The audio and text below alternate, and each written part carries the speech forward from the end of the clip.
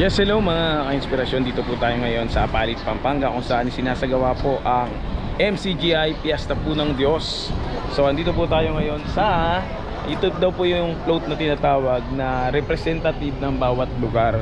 Ayan, kaya papakita po namin sa inyo kung paano po kung ano yung mga kumbaga ginamit na materyales. Dahil napakaganda po nung float po na ito, mga ka-inspirasyon. Tingnan nyo naman po. Ito po ay float o representative mula sa Bulacan. Ayan. So may sasakyan siya, tol. Silipin natin, no? O may sasakyan siya sa loob, syempre. At nilagyan nila ng mga halaman dito. Tingnan nyo naman, ang ganda. Nalo. Halaman talaga siya. Ayun, talagang may effort talaga yung pagkakagawa. Eto, silipin natin sa gilid. You know, plywood. Mga gano'ng kakapal? Ano size itong ginamit? Mga ano po yata ito? Mga dos. Dos, yan, ito kasi kasama ko, marunong to sa mga ganyan eh.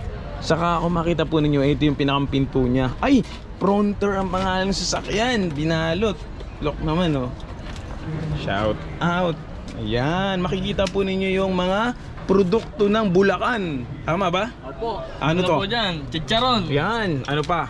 Ano po po? Ano to? Hindi natin mawari. Pero yan po yung mga produkto. At meron din palang sa kanila. Ano yung barong ba ang tawag dyan? Yan. Barot saya. Barot sa. Oo. Ayan, makikita nyo po syempre pinakang ayan, syempre yan ang nire-representative ng ng Diyos ng ng mga Diyos na kinikilala po ng MCGI. Pangalan ng Ama. Alin? Ito yung mga produkto ng Bulacan. Yan, nakikita po ninyo. Ayan, so napakaganda, oh. Eto, nilagyan pa nila ito nagpalupit dito, nilagyan nila ng halaman sa gilid. Talaga makikita mo yung probinsya dito ng Bulacan, no? Oh, ito yung ayan.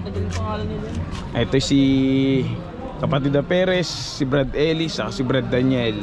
Ayan, at yung mga serbisyo na ginagawa ng MCGI sa Bulacan, na ginagawa rin naman sa ibang lugar. Ayun, shout out. Pinakita ni Kuya, Bulacan. Bulacan? Okay. Ganda. So, dako naman tayo sa yan, tapos na tayo dito sa sa Bulacan. Yung float ng Bulacan.